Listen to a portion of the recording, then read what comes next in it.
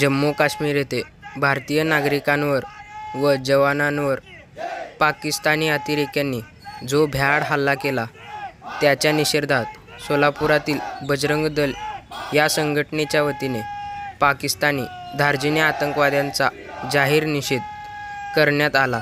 या आंदोलनामध्ये संघटनेचे प्रमुख पदाधिकारी व समस्त कार्यकर्ते उपस्थित होते।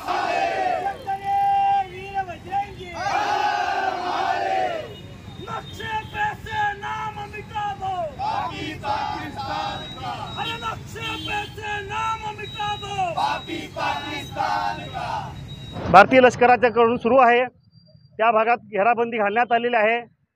संशयित 20 जणांना ताब्यात घेण्यात आलेला आहे। या 20 जणांच्या ताब्यात घेण्यात आल्याचा अर्थ त्या भागातील रहिवाशांनीच या अतिरेक्यांना आश्रय दिलेला आहे ही गोष्ट उघड आहे। त्यामुळे या घटनेचा कसून तपास करून केंद्र सरकारने अतिरेक्यांचा बंदोबस्त करावा।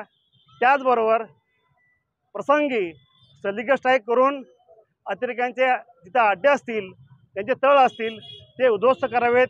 त्याशिवाय सरकारने स्वस्थ बसू नये।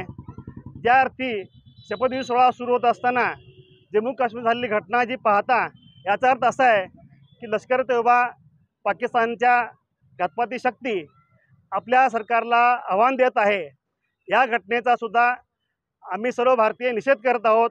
विश्व हिंदू परिषद बजरंग दलाच्या वतीने आज देशभरामध्ये निदर्शने आणि जिल्हाधिकाऱ्यांना निवेदन देऊन सरकारने याचा बंदोबस्त करावा अशी मागणी करण्यात येत आहे। आणि लष्कर तैयबांनी जी भूमिका बजावलेली आहे त्यांच्या घातपाती कारवाया संपलेल्या नाहीत। याशिवाय जम्मू काश्मीरच्या भागामध्ये पाकिस्तान आणि भारत या सीमेवरचा जो बंदोबस्त करण्यात जी आवश्यकता जी होती त्यामध्ये कुठं ढिलाई झालेली आहे ही पण गोष्ट अधोरेखित झालेली आहे। त्यामुळे भारत पाकिस्तान सीमेवरील सीमा सरकारने सील करावी आणि ज्या ज्या ठिकाणी अतिरेक्यांचे अड्डे असतील त्या ठिकाणी सर्जिकल स्ट्राईक करून केंद्र सरकारने हे अड्डे उद्ध्वस्त करावेत आणि पाकिस्तानला चोख उत्तर देण्यात यावं। तसेच या शपथविधी सोहळ्याला केंद्र सरकारने पाकिस्तानला आमंत्रण दिलेलं नाही त्याचाही राग पाकिस्तानला आहे। त्यामुळे पाकिस्तान एक प्रकारे सरकारला आव्हान करून या देशातील लोकशाही आणि ह्या सरकार उद्ध्वस्त करण्याचा प्रयत्न करत आहे। दुर्दैवानं या घटनेमध्ये येथील काही राजकीय पक्षांचा सुद्धा पाकिस्तानच्या घातपाती कारवायाला समर्थन असेल अशी शक्यता नाकारता येत नाही। त्यामुळे ज्या संशयितांना ताब्यात घेण्यात आलेलं आहे त्यांची कसून चौकशी करावी आणि लष्करी अड्डे जिथे असतील लष्कर तैयबाचे ते उद्ध्वस्त करावेत अशी मागणी विश्व हिंदू परिषद आणि बजरंग दलाच्या वतीने करण्यात येत आहे।